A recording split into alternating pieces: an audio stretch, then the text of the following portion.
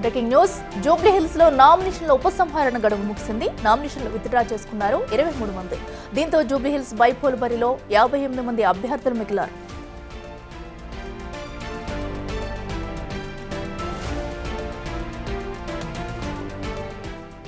వీటికి మరింత సమాచారం మా ప్రతినిధి విజయ్ అందిస్తారు.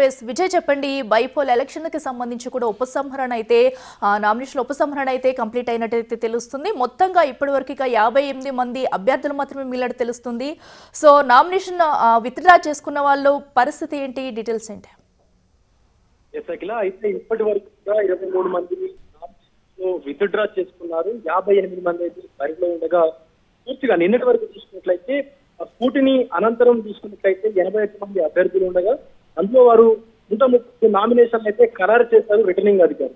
సో ఈ 81 మందిలో ఉన్నటువంటి అభ్యర్థుల్లో అందులో 23 మంది వారి వారి నామినేషన్లను విత్డ్రా చేసుకున్నారు. ప్రస్తుతం ఇప్పుడు 58 మంది ఎన్నికల బరిలోకి అయితే దిగేటువంటి అవకాశం అయితే కనిపిస్తా ఉంది. అందులో స్వతంత్ర అభ్యర్థులు కావచ్చు, ఇప్పుడు ప్రధాన పార్టీలుగా చెప్తున్నటువంటి బీఆర్ఎస్, బీజేపీ, అలాగే అధికార పార్టీ అయినటువంటి కాంగ్రెస్ అభ్యర్థి కూడా ఈ యొక్క 58 మంది బరిలో అయితే ఉన్నారని చెప్పాలి.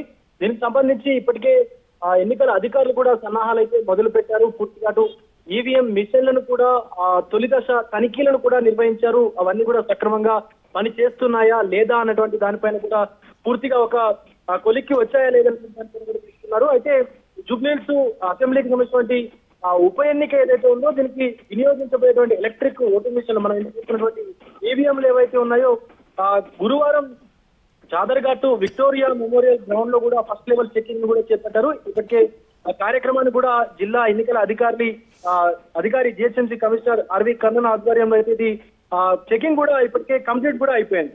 సో ఇటు తదుపరి పూర్తిగా ఈ యొక్క ఎన్నికల బరిలో అయితే 58 మంది ఉన్నారని చెప్పాలి. ఇప్పటి నుంచి వారి వారి ప్రణాళికలు అయితే రచిస్తా ఉన్నారని చెప్పుకోవచ్చు. అఖిల, విజయ్, అయితే ఇప్పటికే ఉపసంహరణ కూడా కంప్లీట్ అయింది కాబట్టి, ఎందుకంటే ఇప్పటికే ప్రధాన పార్టీలన్నీ కూడా ప్రచారంలో జోరుగా ఉన్నాయని చెప్పాలి. ఇప్పుడు 58 మంది అభ్యర్థులు కూడా ప్రచారాన్ని ఇంకా ముమ్మరం చేస్తాయనుకోవచ్చా జూబ్లీ హిల్స్ వ్యాప్తంగా?